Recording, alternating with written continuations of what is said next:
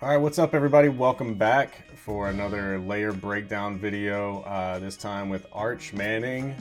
Plays for a little school called Texas Longhorns. I'm not sure if you've heard of him or him, a slightly popular player, rocking the white black bill Baltimore Orioles fitted today.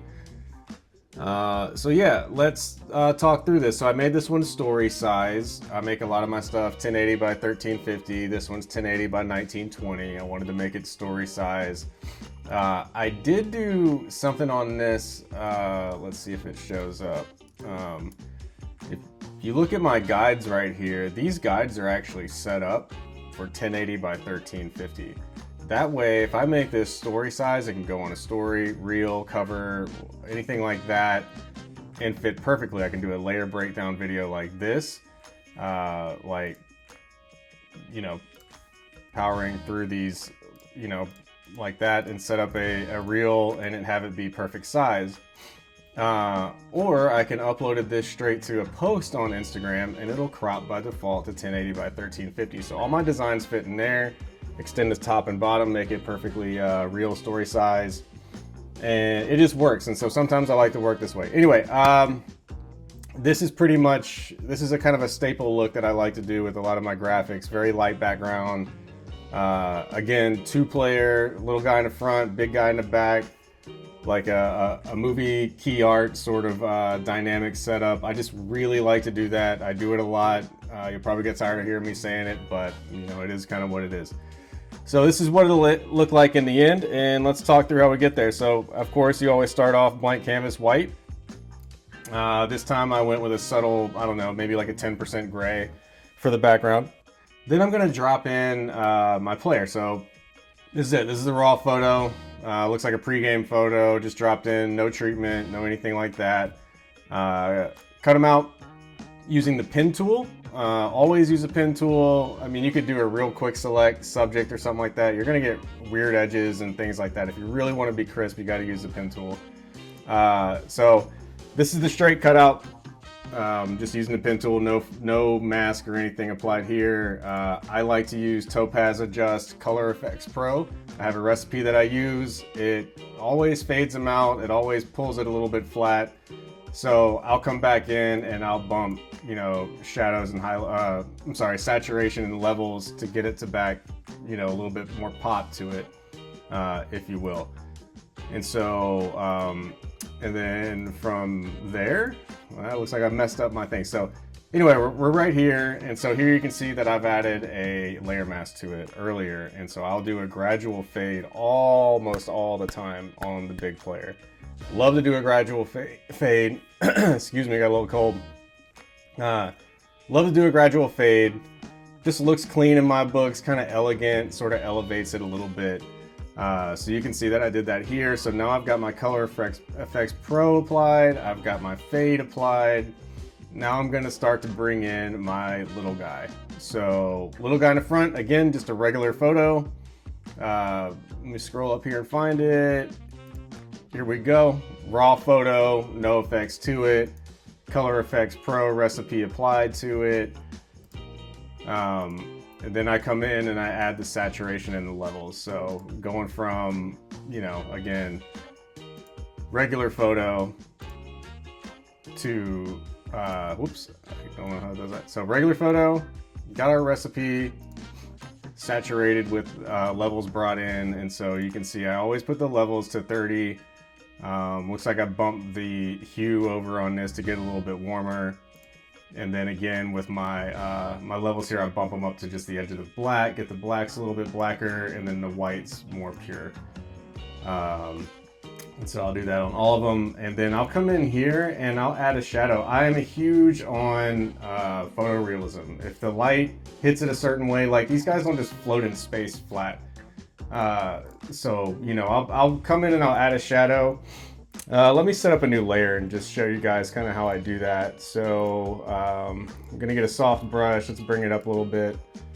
Let's get it up to right here. We're just gonna pick one that I've done by default. So if you pick this and you come up here and you do that, you grab that top dot, you're gonna get more of a flatter brush kind of like you would, because I mean, shadows elongate. They're not, you know, they're not circular. It just isn't a thing. I always come up here, opacity 100. I'll bring my flow down to 10. That way I can sort of paint, airbrush it up. And so let's just turn this layer off. Let's pretend like it doesn't exist. And we're gonna paint here under his foot. So the foot is closer to the ground, therefore darker shadow.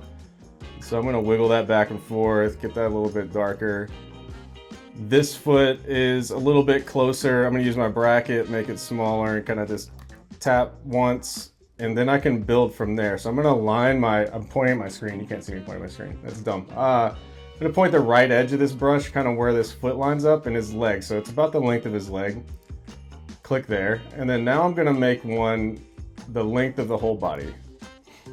And so that's how I'm gonna get that shadow. I like the way it looks. It's, bump on my mic. I like the way it looks. That's kind of the way that I work. So that's what we made just now. This is the one that was built in. So speaking of shadows, going from there, we will, I'm sorry, clicked on the wrong button there. So they're not gonna lay flat against each other. You want depth. I always want depth front to back. So I got the little guy in the front, big guy in the back. To separate it, I'm gonna make a layer. I'm gonna set that layer to linear burn. Again, with the brush, 10%, and I'm just gonna paint. I just paint around these edges in here, just to sort of get it in. So again, I'll make a new layer here. I'll just show you. Linear burn. Give me just a soft brush here. That's way too big. I'm holding down my left bracket to get it smaller, and I'll just paint. Like, you know, where is he gonna touch? You know, like the arm isn't gonna give much of a shadow, but his body will. And so I'll come in here and do things like this, and just, it really just brings them off that background. Like, I don't want it to look like this. Now the orange is blending with the orange. I want it to look like this and give it a little bit of a push. From there, more depth. His jersey number 16 to me, I'm just making a regular graphic of Arch Manning. You know, it's not a stat or anything like that. So what's something that can be real prominent to me? That's his jersey number. In the end, it will look like this. What I have this set to though is a linear burn. If it was normal, I would start it off here and just have it be like Texas orange, if you will. So that's what it'd be when I type it in. I used Armada bold. I'm gonna undo that back to where we get, well, I messed all that up. Well, shoot. So let's go back and get to where we were. My cat was hissing over here and it really distracted me. So anyway, linear burn, double click, the blend diff down here, that gives an easy blend too. If you just put it on linear burn, it's just going to show through. Nothing real dynamic there. If you hold down option, you can break these little triangles apart and just play with that and just get that where you want. And then I just messed with the hue to get a little bit more orange whenever I got it into the linear burn phase. Coming back in here, the original photo, I wanted to blend it back in. So all I did here was I just simply, I'll show you what I did actually. So turn this off, get rid of this. So it comes in like this. I hold down option, I click on the layer mask right here. It's gone. I click on my brush, white in the foreground so I can add. You can bring your flow up some if you want. And I just, so again with the right bracket, and I just want to bring that background in. And you know, make sure, change to black so you can erase, and make sure you get rid of these edges and things like that so you get a nice clean fade to the side. And so that's how you make it. This is the one that I have. And so again, I got little player, number, I got shadows, I got big player, I got a faded out background, I got all these levels going back. Visually, I'm looking at 1, 2, 3, 4 levels going front to back. Right here, came in, added his name, gotta have the name, gotta know who the guy is. But I tucked it in under his leg over here. I could have just typed it in, nice alignment right here if I wanted to, but I wanted to give it, again, more depth. You can see, you know, I added a little bit of a shadow in there. It isn't set to anything crazy. It's just the fact that I'm zoomed in so far.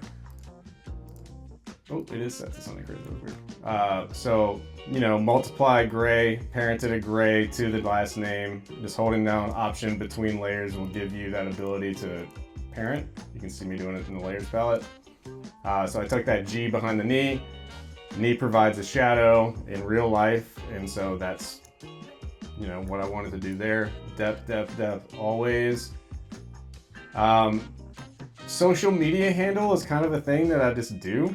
In my opinion, players like to see that because they love followers and want to get people to follow them, so it shows their handle. He's probably got way more followers than 284,000 now. But I brought it in down here in the right. If you can see, I brought it in pieces. I don't really remember why I did that. I could have just masked it out, but you know, I did. And then I did a blend diff on it again, so you can see that I drug. If I just brought it in, it would look like that.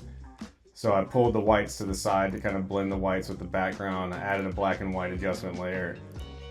Then I brought in his name, you know, did the same thing, blend diff there, black and white on top of that, and then with his follower count. So all those things have a black and white adjustment layer on top of them. Texas Longhorns football. If you see my other videos, you know that like I don't really care if you can read the whole word or not. Like everybody knows Texas Longhorns football. This is a design element, in my opinion, that just sort of anchors the top. It gives you more depth behind the helmet. I always really loved when, you know, Sports Illustrated and Time Magazine and things like that, when the player or the celebrity or whoever's photo sort of broke into that and just really like it just breaks depth. And so I like to crop it into the title at the top. To me, it's a personal preference, and it's something that I really like to do in almost everything. Vignette on the bottom, I'll turn that back on and off so you can see. Really subtle, nothing crazy, just to draw the viewer's eye up here. You know, again, so if I turn these guides off and then I turn that off, I mean, it's fine. But, you know, it gives it a little bit more of a push up to the top. I had this plastic sort of layer in almost everything I do. You can see it along the edges. I don't know why, I just think it's really cool, and so I use it in a lot of the things I do. So in a lot of the artwork that I make, you'll see that pop up again and again and again. And then I added this kind of orange-red gradient overlay over here. I just, you know, put it on the layer, then I do a blend diff on it, pulling the blacks all the way through and the whites all the way through, and then I set it to soft light so it doesn't just beat you over the head. This is what it would look like with just a blend diff set to normal, and this is the gradient on its own. And so again, I set that blend diff, I pull the whites all the way over, pull the blacks all the way over, set it to soft light, and I get something like this. And that provides me with like, yeah, this is great and it's white, but it's just like, I don't know, let's give it like a nice, real clean, elegant color hue that goes over the whole thing and kind of just brings it all together. And then I have this plugin called Prettyizer. I bought it like in 2008 from a wedding photographer. And to me, it just gives this really cool like glow effect over the whole thing. And so I use it. I can't figure out a way to change the name from Prettyizer to something else, so it's the Prettyizer layer, and I do that a lot at the end. Sometimes I'll do a Photoshop RAW adjustment layer or something like that, but a lot of the times it's just this, and sometimes I'll play with the opacity on it with it, but I just like the way it looks. So yeah, in the end, this is the Arch Manning Instagram story size, cell phone wallpaper sized, also can crop down to Instagram post size graphic breakdown in Photoshop. Glad you guys stopped by to watch it. Hope you liked it. If you have any thoughts on how I can do things differently or opinions or whatever, if you just want to say some, say what's up in the comments, drop a comments, like, subscribe, all that fun social media jargon. And I'll have another video for you guys soon. Thanks.